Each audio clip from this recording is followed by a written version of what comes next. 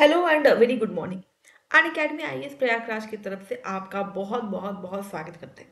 देखते हैं आज के टॉप 5 हेडलाइंस क्या है। मैं हूं आपके साथ डॉक्टर ख्याति। तो चलिए एक एक करके देखते हैं समाचारों का सिलसिला। ये जो पहली न्यूज़ हम उठा रहे हैं वो है बीबीसी की, जहां पे जो हमारे प्राइम मिनिस्टर हैं नरेंद्र मोदी, उनकी हो रही है रशिया की यात्रा।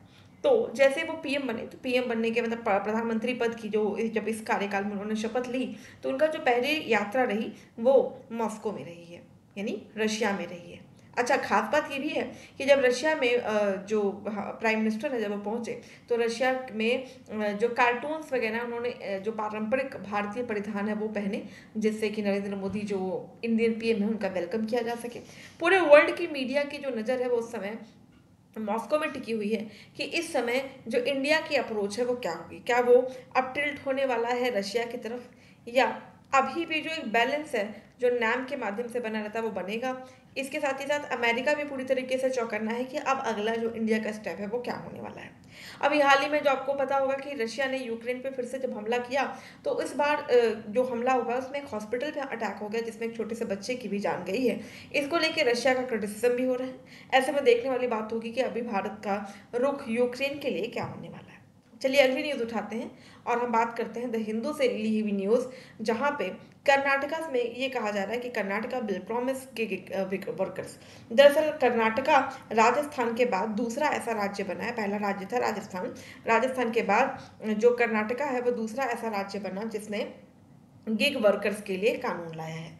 तो कर्नाटक सरकार ने जो ये कानून है इसका प्रारूप संस्करण प्रस्तुत किया है, जिसका लक्ष्य है बोर्ड और कल्याण कोष यानी कि जो वेलफेयर फंड ये बनाना। तो वेलफेयर फंड बनाएंगे और इससे जो है गिग वर्कर्स की जो सामाजिक सुरक्षा है और जो उनका कल्याण है उसको सुरक्षित एवं विनियमित किए जाने का इसमें प्रावधान किया जाएगा। चलिए बढ़ते हैं अगली न्यूज़ की तरफ।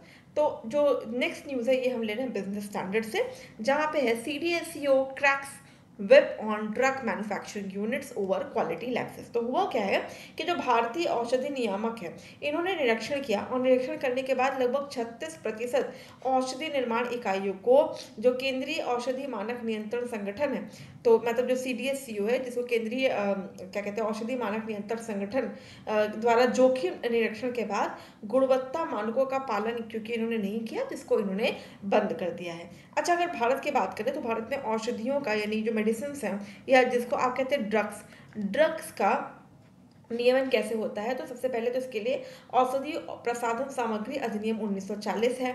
इसके साथ ही साथ आपके पास सीडीएससीओ है, देश में औषधि सौंदर्य प्रसाधन निदान उपकरणों की सुरक्षा और प्रभावकारिता को सुनिश्चित करने के लिए यही जो है चीज़ें निर्धारित करता है। इसका नाम है सीडीएससीओ और इसके साथ ही साथ drug controller general of India. ये तीनों बॉडीज इंडिया में जो भारतीय औषधियाँ हैं उनका नियमन करती हैं, रेगुलेशन करती हैं।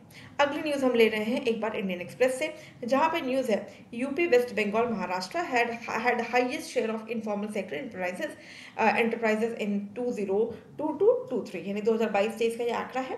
हाल ही में जो आपकी मोस्पी है, मोस्पी का मतलब है ministry of statistics programme implementation, उसने जो है असंगठित उद्यमों का वार्षिक सर्वेक्षण जारी किया, मतलब एनुअल सर्वे जारी किया है। और इस एनुअल सर्वे में जो डेटा रिलीज किया गया उसके अनुसार उत्तर प्रदेश, पश्चिम बंगाल और महाराष्ट्र में ग्रामीण तथा शहरी दोनों क्षेत्रों में जो अनऑर्गेनाइज क्षेत्र के उद्यम की जो हिस्सेदारी है वो सबसे ज़्यादा है, सर्वाधिक है। और ये जो है डेटा कहाँ से आया, तो ये डेटा आया है मोस्पी से। चलिए नेक्स्ट जो लास्ट न्यूज़ है वहाँ पे देखें तो आईआईएम लखनऊ की जो स्टडी है उसके हिसाब से अयोध्या उत्तर प्रदेश का सबसे टॉप टूरिस्ट डेस्टिनेशन बना है। यहाँ पे जो नंबर ऑफ टूरिस्ट है बहुत ज़्यादा है। देखिए लगातार सरकार टूरिज्म बढ़ाने पे जोर भी डाल रही है, टूरिज्म बढ़ाने का प्रयास भी कर रही है, जिससे कहीं ना कहीं जो जॉब क्रिएशन वो भी हो सके। तो इस दिशा में जो अयोध्या में बढ़ती हुई भीड़ और इसके साथ ही साथ जो टूरिज्म और मतलब बढ़ता हुआ टूरिज्म और साथ ही साथ जॉब क्रिएशन, ये सब साइड बाय साइड चल रहे हैं। तो देखने वाली बात होगी कि आने वाले टाइम में टूरिज्म और कितना जॉब क्रिएशन कर पाएगा। तो ये तो रहे आज के टॉप 5 न्यूज़। अब मेरे ख्याल में आपको जो भी न्यूज़ है समझ में आ गए होंगे। अगर आपके कोई डाउट, क्वेरी, कन्फ्यूजन हो तो आप हमें कमेंट सेक्शन में अवश्य से अवश्य अवगत कराएं। आज के लिए बस इतना ही। कल फिर से आपसे मिलना होगा हेडलाइंस टुडे में। ठीक है, thank you so much for joining. Have a nice day ahead. आपका दिन शुभ हो।